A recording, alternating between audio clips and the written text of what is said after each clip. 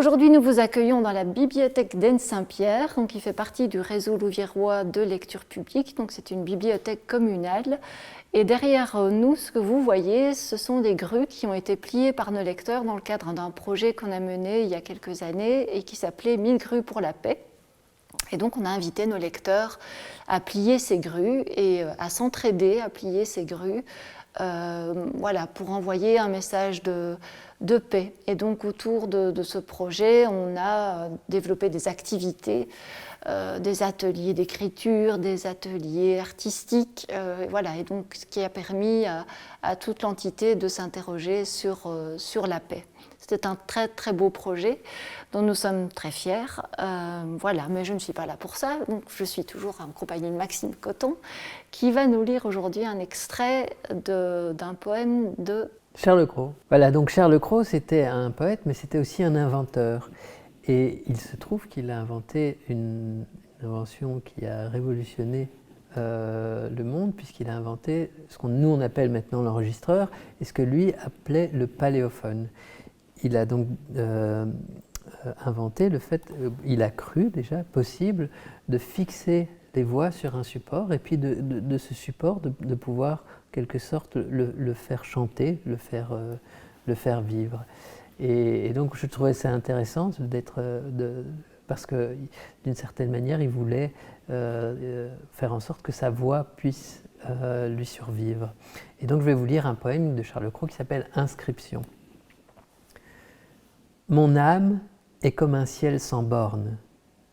Elle a des immensités mornes et d'innombrables soleils clairs. Aussi, malgré le mal, ma vie, de tant de diamants ravis, se mire au ruisseau de mes vers. Je dirai donc en ces paroles mes visions qu'on croyait folles, ma réponse au monde lointain qui nous adressait leurs messages, éclairs incompris de nos sages, et qui, lassés, se sont éteints. Dans ma recherche coutumière, tous les secrets de la lumière, tous les mystères du cerveau, j'ai tout fouillé, j'ai su tout dire, faire pleurer et faire rire, et montrer le monde nouveau. J'ai voulu que les tons, la grâce, tout ce que reflète une glace, l'ivresse d'un bal d'opéra, les soirs de rubis, l'ombre verte se fixe sur la plaque inerte. J'ai voulu, cela sera.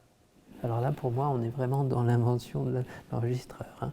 J'ai voulu que se fixe sur la plaque inerte. J'ai voulu, cela sera. Alors pour la petite histoire, Charles Cros n'a pas, il a inventé le procédé, mais il n'a pas été jusqu'à fabriquer l'enregistreur. Et donc je continue le poème. Comme les traits dans la camée, j'ai voulu que les voix aimées soient un bien qu'on garde à jamais, et puisse répéter le rêve musical de l'heure trop brève.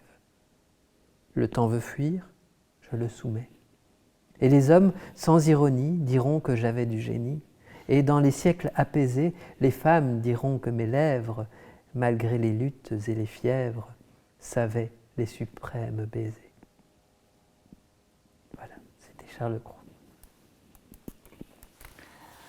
Voilà, et alors pour faire écho au poème que Maxime vient de nous lire, puisqu'on parle d'archivage, d'ancrer la parole, d'ancrer la voix, voici ce que Maxime a écrit.